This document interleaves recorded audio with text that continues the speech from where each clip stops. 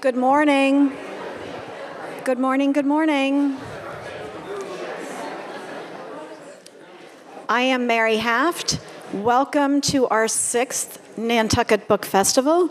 It is wonderful to look out and see all of you because of all of you, we are here. So please do support Book Festival every year. We work really hard to be able to make so many of our events free and open to the public. We want to thank our generous sponsors who make it possible for that to happen. Thanks especially to Nantucket Island Resorts, Wendy Schmidt, the Nantucket Athenaeum, the Enquirer and Mirror, WCAI, N Magazine, Nantucket Historical Association, and the Dreamland Theater.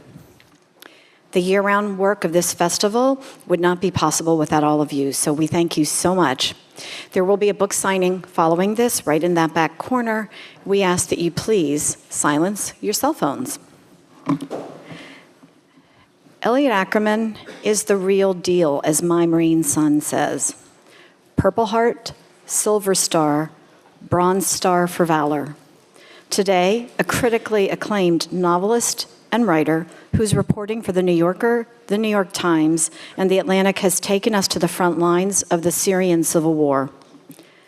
His novels are a continuance of his work in conflict-laden countries, working within Syrian refugee camps, exploring the contours of a bleeding humanity, finding the thread of a heartbeat that beats for all. This is writing from the other side of war and conflict.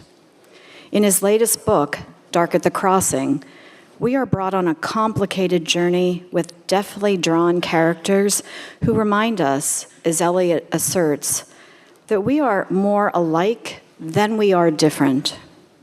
Elliot will be joined in conversation with Lea Carpenter, author of 11 Days, a searing portrait of a mother waiting on news of her Navy SEAL son missing in Iraq. Please join me in welcoming Elliot Ackerman and Lea Carpenter.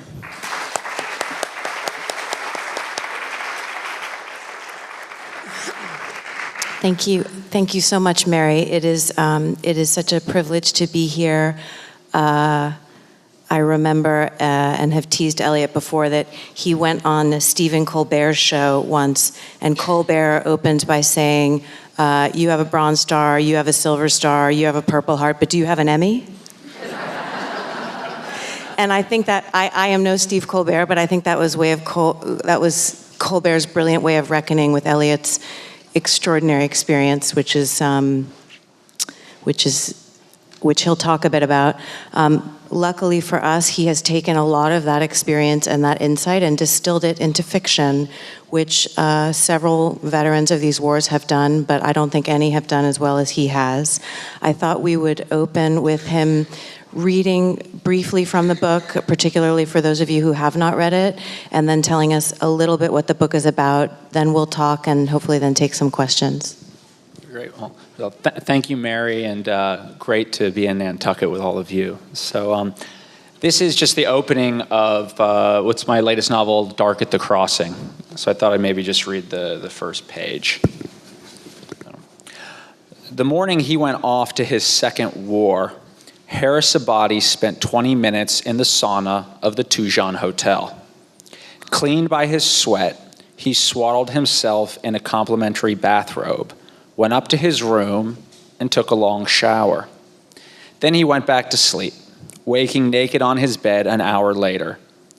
Downstairs for a late breakfast, he ate 3 buttered croissants with jam. The concierge found Harris in the large, empty dining room, its circular tables set with fine crystal, as if waiting for a party that would never come. Leaning over Harris, the concierge grasped the lapels of his suit jacket, where he wore a pinned insignia of crossed gold keys. He asked Harris something in Turkish. Harris didn't speak Turkish and shrugged back, his mouth still full of flaky croissant. The concierge tried Arabic. "How has your stay been?" "Good, thank you," said Harris. "Business or pleasure?" "Business," answered Harris. There was no other reason to come to Antep, an industrial backwater along Turkey's southern border with Syria.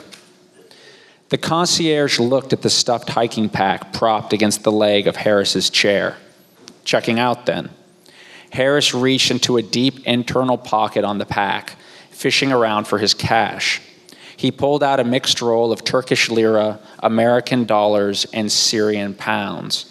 He held the wad beneath the table, counting it bill by bill. The concierge hovered above him. 200 a night, yes? Asked Harris, peeling 600 lira off his roll. The concierge nodded, eyeing Harris's dollars. You're American, he asked. Harris handed over the money for 3 nights. Here, 600.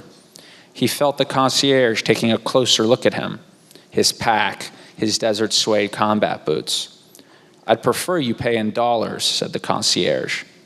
As hard as he'd worked to become an American, Harris hated the way his new clothes and strong currency betrayed him abroad.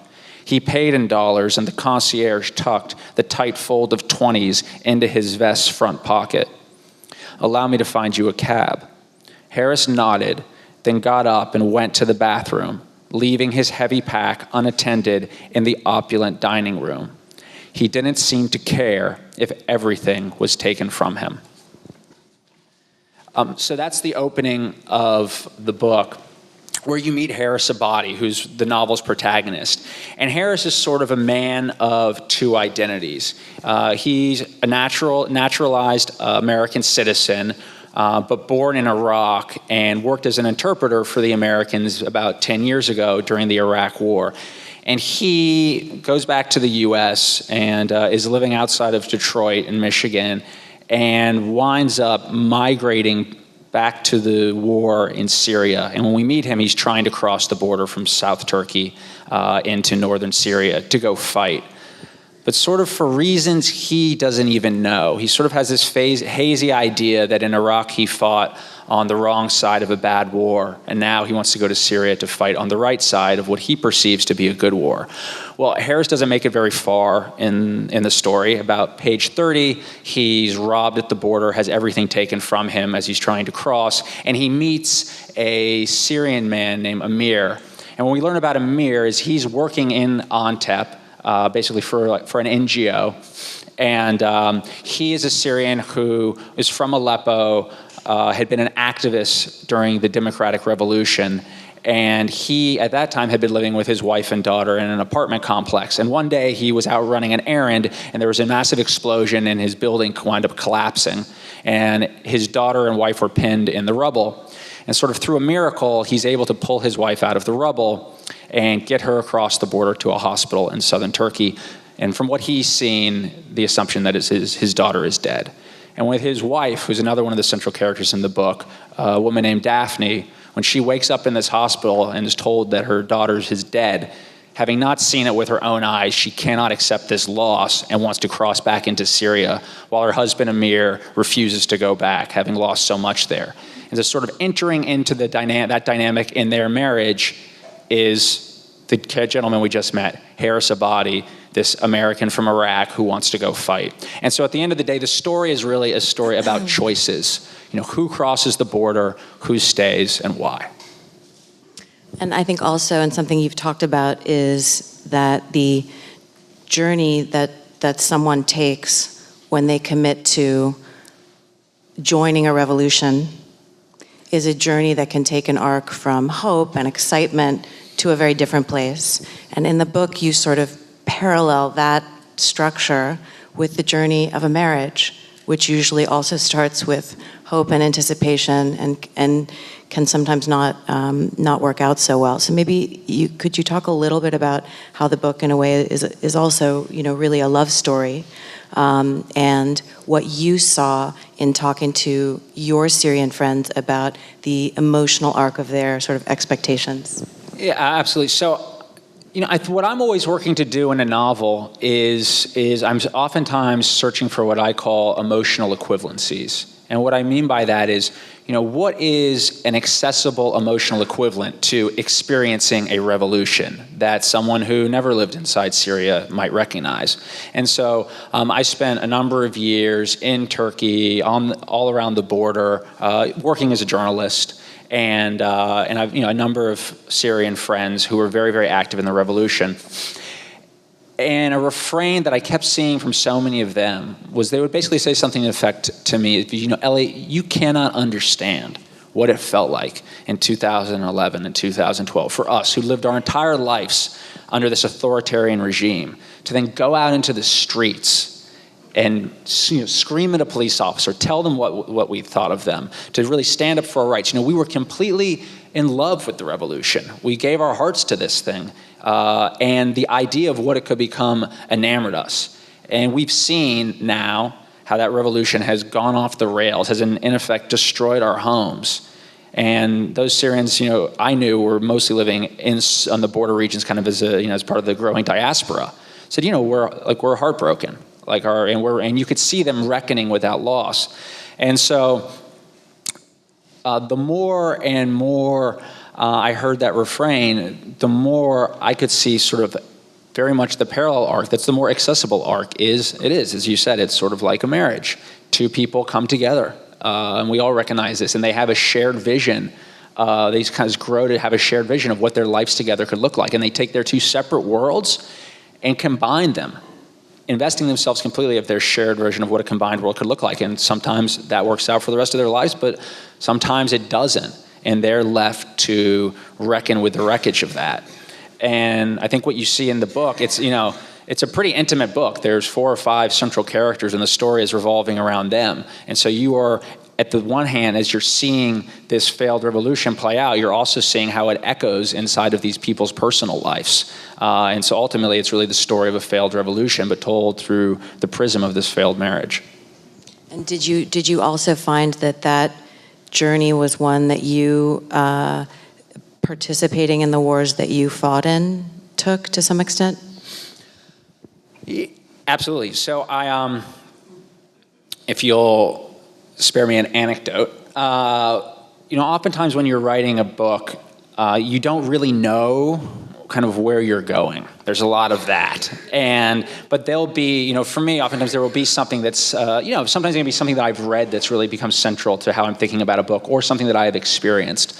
And so I was in southern Turkey, and I was basically living with a couple of friends of mine who'd started basically an NGO down there. And they had sort of given me my ticket to ride. And they had working for them about a half dozen Syrians. And one of them was a man I became pretty close with. We became very good friends, to whom the book is dedicated, named Abed. And Abed is a very urbane guy from Damascus. He's the nephew of Nizar Kabani, one of the great poet laureates of Syria, and he was very active in the revolution. And so he then had to flee the country after a couple of years and fled into southern Turkey, where I met him. So Abed was working for my friends for this NGO, and one day we're sitting in their sort of house/office. It's about 9 p.m, and I'm kind of making dinner in their crummy kitchen, and Abed comes pulling up in the driveway, cars covered in dust on his clothes, walks through the door, and I'm like, "Hey, Abed, how was your day?" And he's like, "Oh, Elliot, it was pretty good." He's like, "I was down in a Chocolate refugee camp." So a Chocolate is this town. It's literally right on the border. It's bisected by a set of railroad tracks. The southern side of the railroad tracks are Syria. The northern side are Turkey. She said, "I was in a Chocolate refugee camp today." He's like, "And I met a guy who I really think you should meet." And I said, "Okay, Abed, who's the guy?" He's like, "Well, he fought for Al-Qaeda in Iraq, but I think the two of you guys would really get along." So... And I'm always up for anything. So I said, "Okay, let's set up the meeting if this guy wants to meet with me." So we wound up meeting, drove down, and the three of us basically scheduled we were going to have lunch. And we meet in a Chocolate, a little cafe. And as we're sitting there having lunch, the person who I met was this guy named Abu Hassar. And Abu Hassar had run Guns and Fighters out of Deir ez-Zor in eastern Syria into Al-Anbar province in Iraq. Al-Anbar is where Fallujah and Ramadi are, where I had fought. And so as the two of us are sort of, we're talking a little bit about our wars and and frankly feeling each other out.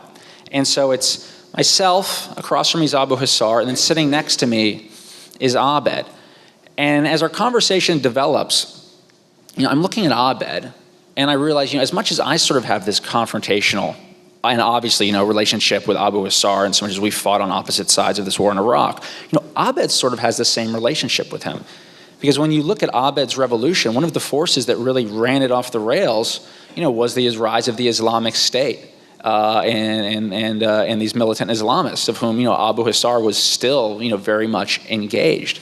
But then when I realized that, we in some ways had this shared antagonist, it makes me look at my experiences in the wars. And ironically, I look at Abed, as I mentioned, this is a guy who went out in the streets sort of with like an irrefutable cause. Peaceful protests to demand democratic reforms against a clearly authoritarian ruler. It's sort of difficult to be critical of a group of people who are doing that. He was trying to bring democracy to his country. Now, I recognize it sounds very trite in 2017 to be saying this, but I remember what people were talking about in 2003, the litany of reasons we were going to invade Iraq. And one of the bullet points on that list was, these people have lived under this horrible authoritarian ruler, Saddam Hussein, for decades, and we would like to try to bring them a democratic government. So when I was over there, I was nominally fighting for this same sort of idea of bringing democracy to Iraq. And I had seen that go completely off the rails and lead into an incredibly bloody quagmire that, frankly, became the defining event of my life, in at least my 20s. And I would say, in that respect, I was sort of ideologically dispossessed. Like any notion that I had that we were in Iraq to bring democracy there quickly was sort of ripped away from me. And in the same way, my friend Abed, who had fought as a democratic activist, was dispossessed of any notions he had, well, maybe we'll go protest and Bashar al-Assad will just relinquish power to us. And so we were sort of similarly ideologically dispossessed. And who did a lot of that work? This guy Abu Hassar, who's sitting across the table from us. And strangely, with Abed, there's kind of this gradual recognition as we became friends that we were oddly kind of veterans of the same war. This conflict, that's this sort of meta-conflict in the region that's become the defining one, at least of our times. But then at one point in our conversation, we were sitting there, and Abu Hassar and I, and we were very curious, and so the 1 hour lunch turned into like sort of a 3 or 4 hour lunch. And my friend Abed, who was translating, because I don't speak fluent Arabic, at one point kind of raises his hand, and everyone's been smoking and drinking drinking lots and lots of tea. He's like, guys, I got to go to the men's room. So he, gets up and goes to the men's room. And then all of a sudden, we're sitting there, and it is, it's as awkward as a couple of 13-year-olds on their first date. I'm sort of sheepishly looking at, my notepad, and we can't talk to one another. And Abu Hassar takes the notepad that we had, and we'd sort of like sketched out a map of Iraq as we were talking, and he takes my pencil from me, and he goes to one of the places on the map, and he writes some numbers there. He writes a date, and then he hands me the pencil. I get it. And I write a date. And then we go to another place. He writes a date, and I write a date. And what he wanted to see was whether or not we had fought in any of the same places at the same time. And sort of as we had once chased each other around the country, our hands start chasing each other around that map, trying to figure that out. And so we talk about, the other, and I think to your question, as much as I could look at Abed and say we were veterans of the same war, I can look at Abu Hassar and say the two of us have been similarly defined by this place where we fought. And when I look at a guy like Abu Hassar, who I've since had several meetings with, I have more in common with him than a lot of the people I went to high school with. And he's a card-carrying, Al-Qaeda member. So. And you wrote a piece about that, I think it was that meal called The Right. Fourth War, that first meeting with Right, him. yeah. So the title of the piece was The Fourth War. Can you explain what that means? Sure. So at a moment in our meeting, I'm sitting there with Abu Hassar, and we're talking kind of, when were you the most frightened in Iraq? And he gives me his story, and I give him mine, and we're kind of swapping notes. But then at moments we would sort of veer into, talking politics. And at one point he sort of starts going on and on. He's like, well, you know what's going to happen. And this is in late 2013, kind of actually before the Islamic State was really on people's radar. And he starts going into this riff about, how what's going to happen, Elliot, is the Mahdi will return in a great end of days battle that will take place in Dabiq with a sword of fire. He will, and he's sort of going on and on. And I'd been taking very close notes before that. I kind of put my pencil down. And I'm like, all right, guy, the Mahdi, okay. And and he's a smart guy. He looks at me. He's like, what's the matter? He's like, you don't believe me? He's like, even Albert Einstein has predicted all of this. And so at that point, I'm paying attention. You know, I've got an Al-Qaeda guy quoting Einstein to me on the Syrian border. He said, Einstein said that the Third World War would be a nuclear war, but that the fourth war would be fought with sticks and stones. He's like, and that's how we beat you in Iraq, with sticks and stones. You know, so I'll see you in Dabiq. Sticks and stones and patience. Sticks and stones and patience. But I mean, and he says sticks and stones, but it's, you know, true with AK-47s and homemade explosives and things like that. That's, you know, that's how they did it. So that was where the piece kind of took its title from. One of the conversations around, that's critical conversations that's happened around this novel and the first book Elliot wrote, Green on Blue, also an incredibly beautiful book, is this question of cultural appropriation, which I think it's kind of interesting to hear Elliot talk on. I don't think people have been critical of you. What I mean is that people have raised this question. As a writer, who can you inhabit, and are there rules around what characters you can write about given the limitations of your own personal experience? And one of the things that, you know, we've talked a little bit about is the fact that as a veteran, in fact, you've had a set of experiences which other people who have not fought in wars have written about. So you're actually really well positioned, I think. There's a whole body of, you know, what we call war literature. You're very well positioned to address this question of cultural appropriation. So maybe you could talk a little bit about that. Sure. I mean, I'll just be blunt. I think it's a very silly debate. I mean, you know, should Shakespeare have written Othello? Did he have the authority to write Othello or The Merchant of Venice? You know, should Mick Jagger have sung the blues? Like, this is how art is created. Is, you know, people are interacting, people are sharing stories. I mean, and there has to be that free flow of ideas. And I think this debate is silly because what it's in effect saying is, no, we need to create gated communities around our culture. We need to appoint gatekeepers to those communities, and some people will have access and some people will not, and a select set of people will be the arbitrators of who can think and say what. And like, that's just fascist. That's not how art gets made. And you know, I'm a veteran. I mean, obviously, you know, I'm a white American guy, but you know, I'm also a veteran. And so actually there's an interesting similar debate going on probably about 5 or 6 years ago in the veterans community. You know, the first book-length works of literature by veterans only came about relatively recently. I think the first book-length work of fiction by a veteran of the Iraq or Afghan wars was Kevin Powers' book, The Yellowbirds, that came out in late 2012, which you think about is more than 10 years after the war started. But there were a number of excellent books that came out before that by non-veterans. You know, our dear friend of ours, Ben Fountain, wrote Billy Lynn's Long Halftime Walk, which is one of the finest books written about these wars. Ben never went to Iraq and Afghanistan. And I assure you, the military is a place with a very, very strong culture. And with, you know, experiences that people feel, you know, there are people who are veterans who feel only a select group has the right to write about these topics. Like, there's a very famous joke. It's, how many Vietnam vets does it take to screw in a light bulb? You wouldn't know, you weren't there. So I think that idea of appropriation is one that's antithetical to basically to what art is, right? Because what is art? And I would, I feel very strongly that what art is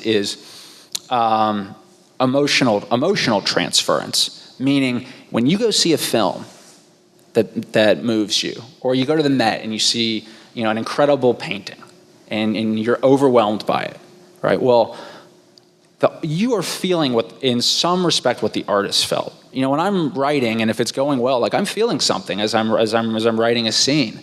And my hope is that if I've done a good job, the reader will feel the same thing. And so if one of you, reads a book that I've written, or you see a film that somebody's made, and you feel something, the artist, their emotion has been transferred to you. And why has it been transferred to you? Because we're all humans. And in fact, what art is like this incredibly optimistic act. It is an assertion of our shared humanity. So the moment we start placing rules on that, I think is the moment we start really hurting our art. So again, I'm obviously on one side of this debate, and I'll make a final point too. One of the things that sort of surprised me when this novel came out was it came out in January, so I've been on tour with it for a little while. But the question would sometimes comes like, Elliot, in Green on Blue, which was my first book, it was told from the perspective of an Afghan. And this book, the protagonist is Harris Abadi. And it's like, Elliot, you seem to never want to write from the perspective of an American. And I remember the point. Harris Abadi is American. He's an American citizen. So I think it's important too to be pushing the boundaries of who these people are and what their stories are.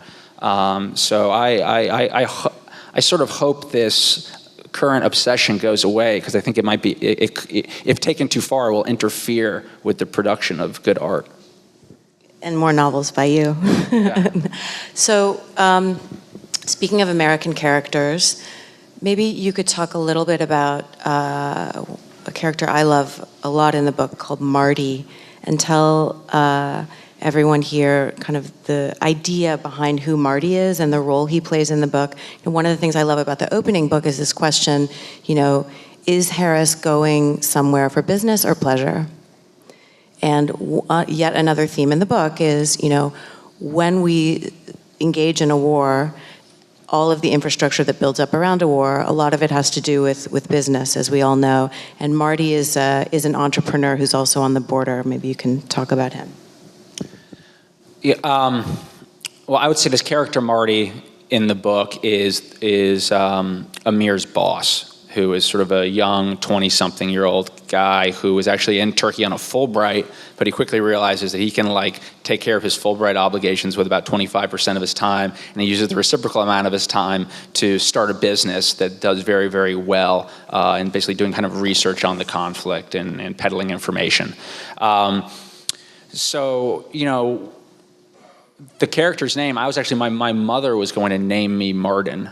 I think up until the 8th month of her pregnancy, I wasn't going to be Elliot, I was going to be Martin. And then she sort of looked in the baby dictionary and was like, I wonder what it actually means. And she saw it means he who loves war. And so she named me Elliot.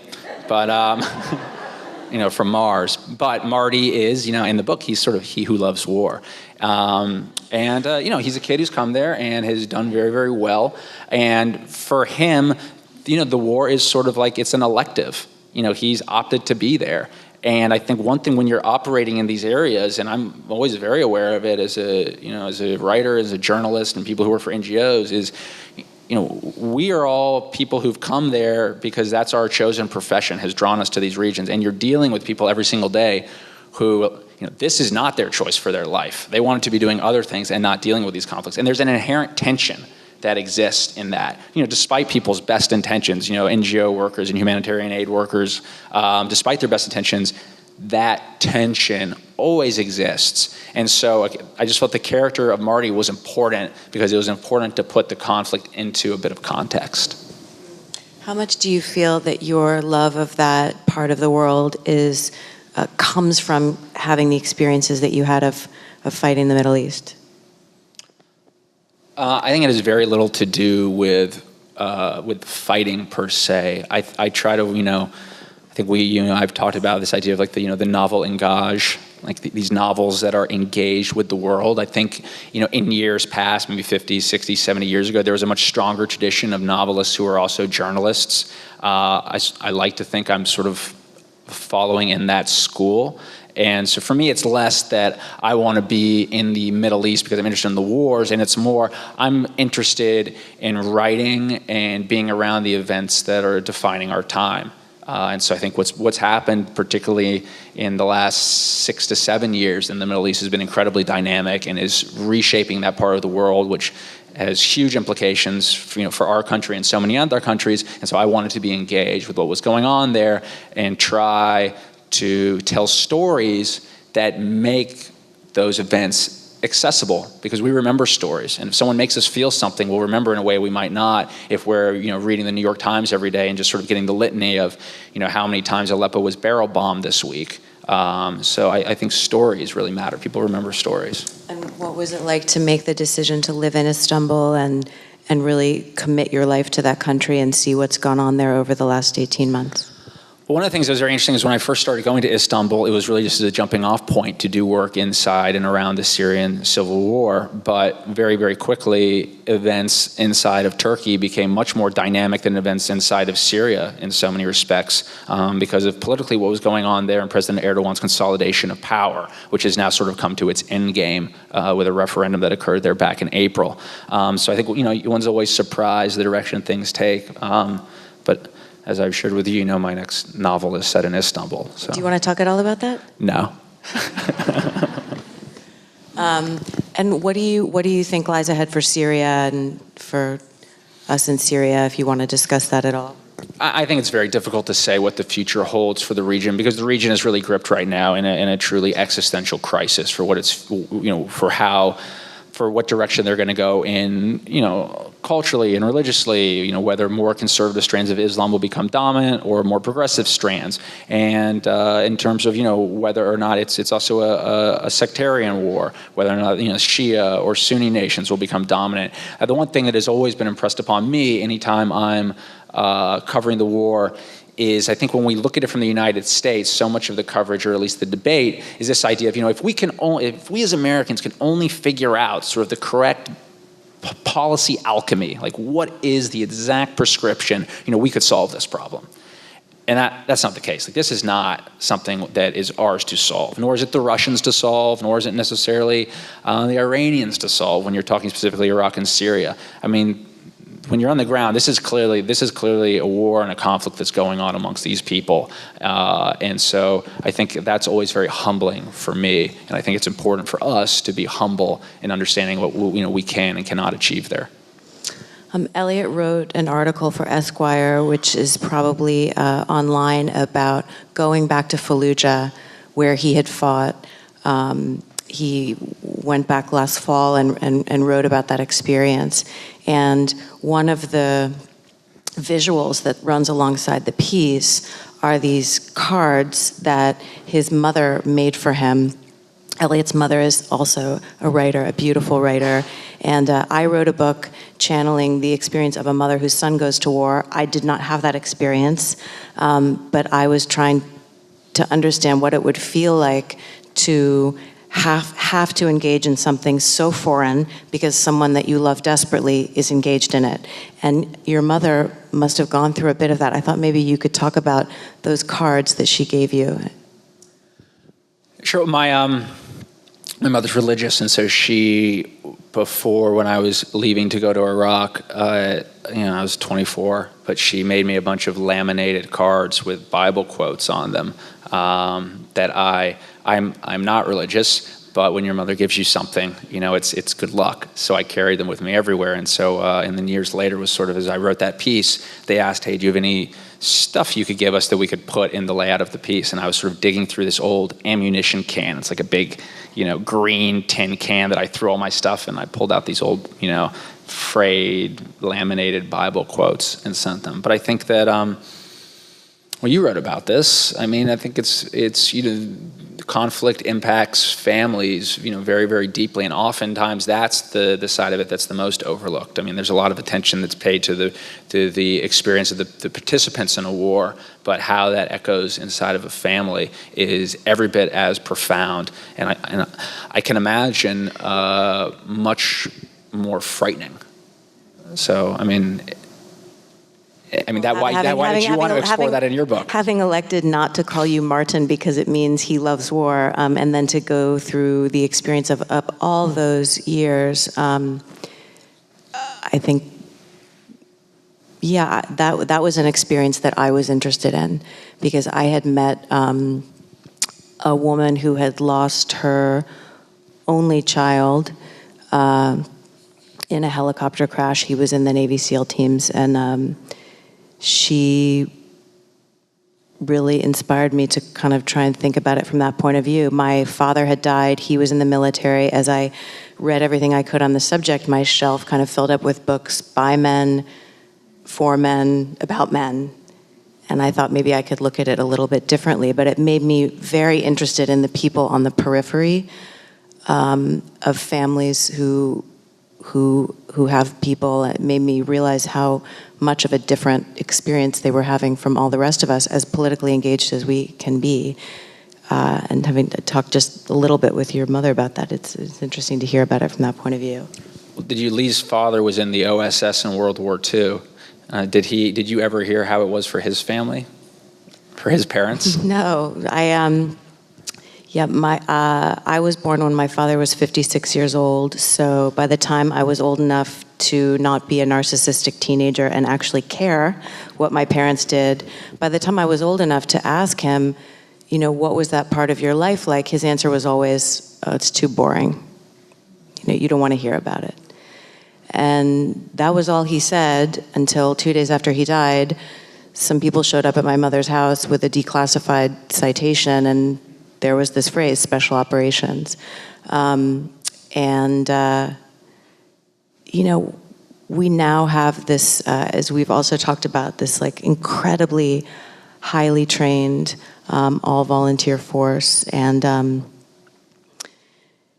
very highly trained. I was telling Elliot that someone is writing a book about my father and had sent an email to my mother saying, can you talk about how he trained, what the training was like to jump out of airplanes, which was mainly what he did. And my mother said that the only thing he'd ever told her was that the first time he'd ever jumped out of a plane, he'd had absolutely no training. They said to him on the plane, we're just going to say go 3 times and then you're going to jump.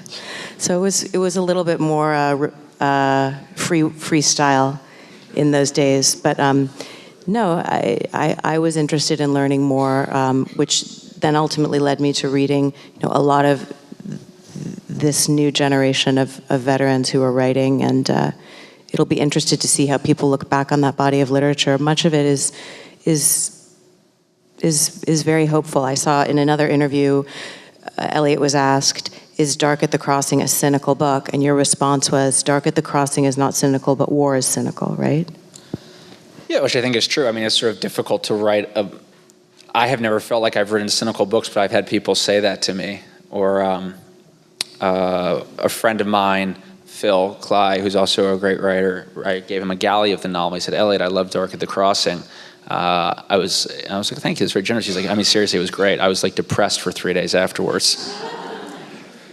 It probably just killed my book sales. But I mean, it's yeah, and I don't think this is a book about war. I don't think my first book is a book about war. I mean, if you want to, I think what fiction does is it wrestles with the human condition. And, we are the only animals on this planet who make war.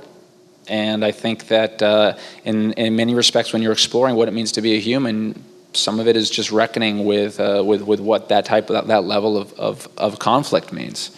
And so, so I don't ever set out to be cynical, but I do think it's difficult to write a war book where you cannot see some of the cynicism that is inherent in it. Yeah. One of the things that Phil Cly has said is that he started writing because he felt that war was too painful to be processed alone, and the experience of creating a book and then being in dialogue about that book allowed the conversation to not just be carried on in his head. But do you feel pressure to stay on this subject matter at all? What does it feel like to have had the exceptional experience you've had, and then maybe now you want to write about gardening? Probably not, but maybe you want to write about something completely different. And do you feel in any way any pressure about what subjects you should write on? I don't feel pressure, but again, I don't feel like I'm necessarily writing about war. In this book, there's no scenes of machine guns and battles and things like that. This is a book about a marriage. That's what it's about, and most of it takes place in an apartment. So I don't think that's the topic. I do think if you are going to be writing books that are sort of engaged in what's going on in the world right now, obviously themes of politics and themes of war and themes of revolution come up. But, I do think that maybe my work gets driven in that direction just based on my biography. And you've said, for example, The Great Gatsby is a war novel. I mean, what is a war novel anyway? But it's a war novel. And I think that's true. I mean, if you look at some of the, great war novel is The Great Gatsby. One of my favorite anecdote of mine is you're talking about Phil. There is sort of as you might imagine, a group of novelists and short story writers, maybe 10 of us, who all fought in Iraq and Afghanistan. And so in New York, sometimes we'll go get, we'll wind up getting drinks together. So one of the places we would go drink is at the White Horse Tavern, which is sort of a very famous literary bar. It's where Dylan Thomas drank himself to death, which probably doesn't bode well for us. But another famous story there is that Mailer used to drink there in the late 1940s, right after the Second World War, after he'd published The Naked and the Dead. And so Mailer would go down to the White Horse Tavern, and he would start drinking. And at that time, The Naked and the Dead had been a New York Times bestseller for weeks and weeks and weeks. Mailer was famous. He was in his late 20s. And he would sit at the bar drinking, regaling people with stories of his heroics in World War II. Well, if you know anything about Mailer, he was a cook on a ship in World War II. He really didn't do much. And as he would be sitting there getting drunker and drunker, and his stories would be getting larger and larger, there was this guy who would sit at the edge of the bar, and he would be drinking as well, and he would be getting drunker and drunker. And he was a pretty not well-known or recognized writer, somewhat obscure at the time. And he would sit there and drink until he finally got drunk enough to go up to Mailer and, get in his face, and the two of them would often wind up fighting. And that writer was J.D. Salinger. And so if you know anything about Salinger, Salinger landed in the first wave on Utah Beach in D-Day. Salinger had a very, very harrowing wartime experience that really echoed out in his life. And go reread The Catcher in the Rye. Holden Caulfield has this voice of sort of teenage. He sort of inhabits this place of teenage angst. But I would also say if you read him a little bit differently, you might hear Salinger, the disillusioned veteran, talking about how everybody are a bunch of phonies. I believe, I'm going to probably screw this up, but the last line of The Catcher in the Rye is something like, when you're thinking about your friends, don't remember too much or tell anyone too much about anybody, because then you'll just wind up missing everybody. And so, I think Catcher in the Rye is a war novel. Again, and maybe it gets to this idea of cultural appropriation. It's like we as people, I think, have this tendency to want to stick everything into its component parts, to define literature in certain ways, put gates around it so we can understand it, classify it into genre and other things. And I think oftentimes, that can really detract from what that piece of writing is trying to do. Okay, everyone's going to read Catcher in the Rye, and we're going to take some questions, please. Yes.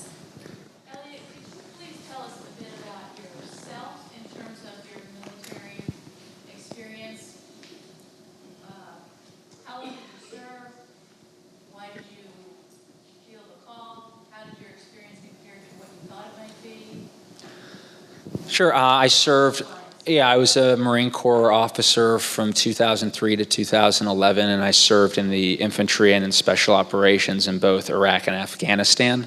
I did ROTC in college. 2003 was sort of a very interesting year to be a newly minted infantry officer in the Marine Corps with everything that was going on.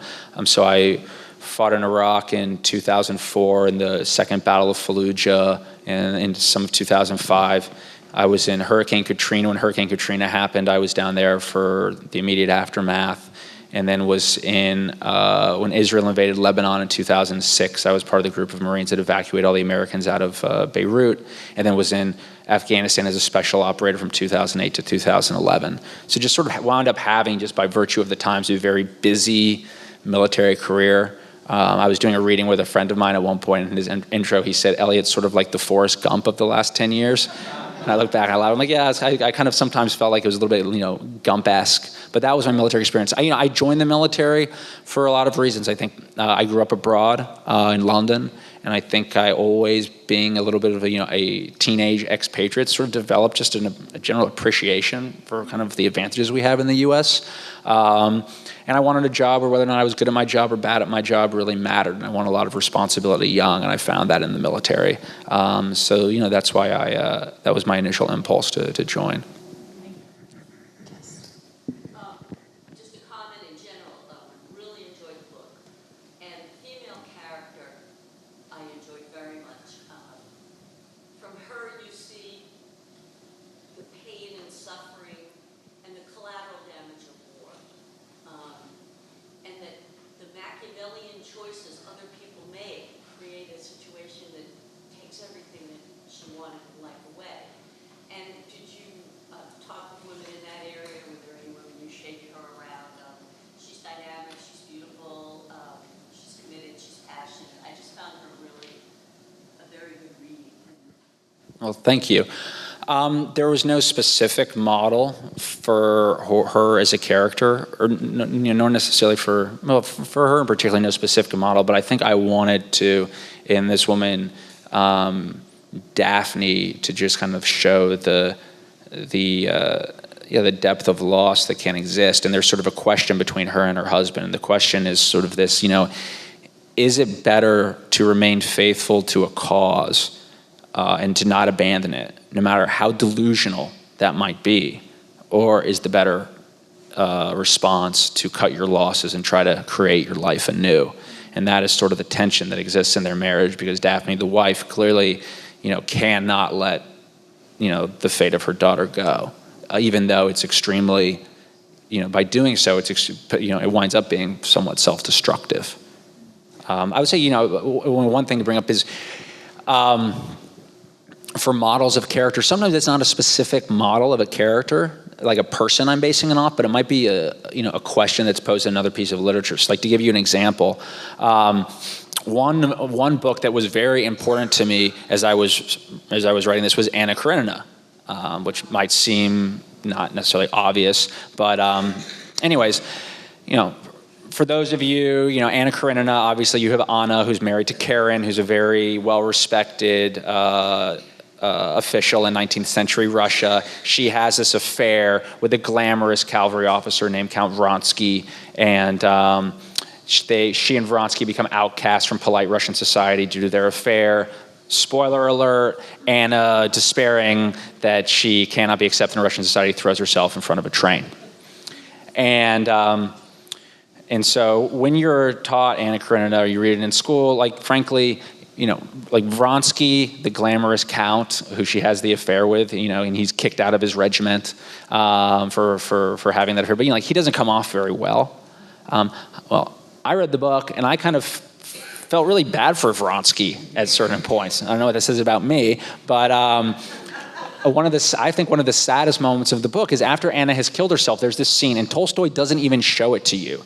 It's just recounted in conversation, and one of the characters who knows Vronsky says, what happened to Vronsky? Has anybody heard? And he's like, oh yeah, Vronsky was last seen on a train heading out to the Caucasus to try to rejoin his regiment. And that's the last we see of Vronsky. He's heading off to war. And so there's this question inherent in that scene, which is, like, why is Vronsky gone? Like, well, maybe Vronsky's going to rejoin his regiment because he realizes, if I go off to fight in the Caucasus, a pretty obscure war, and achieve something on the battlefield, through my heroics, I could perhaps now be accepted once again in Russian society. So you could say that his act of going to war is an act of redemption. He's trying to redeem himself. But you could also read it the other way. Like, Tolstoy put him on a train, didn't put him in a carriage. Maybe he's on that train because he's going to do exactly what Anna did, and he's going to go kill himself in the war. And Tolstoy doesn't really give us the answer. But reading that passage, it made me, my mind kept wandering back to it, because it's this question of how can you see people who are going to do things for reasons that they don't even know. And so I think with Daphne, she is just drawn, and she doesn't necessarily know why she's drawn back. I mean, she knows it's her daughter, but she also knows how it's could potentially end for her. And when you meet Harris in the scene I opened at the Tujan Hotel eating his croissants, it's a very banal morning as he's going off to his second war, like, he doesn't really know why he's going. And so much of the book is just learning who these people are and all the complexities of them and the decisions they make. Yes. Since, as both a writer and a warrior, you've been drawn to war, how do you understand that? And is that a subject of your writing that you try to explore? And the Salinger story that I think is his best war story is For Esme with Loving Swallow. Yes.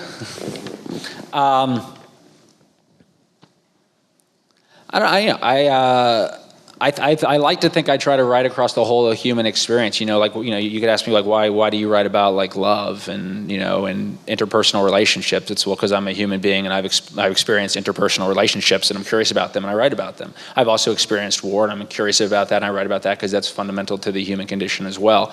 So I'm sort of writing. I'm just interested in what it means to be a human, and I'm trying to touch all my bases. And I'm interested in politics. So you write what you know and you write what you're interested in.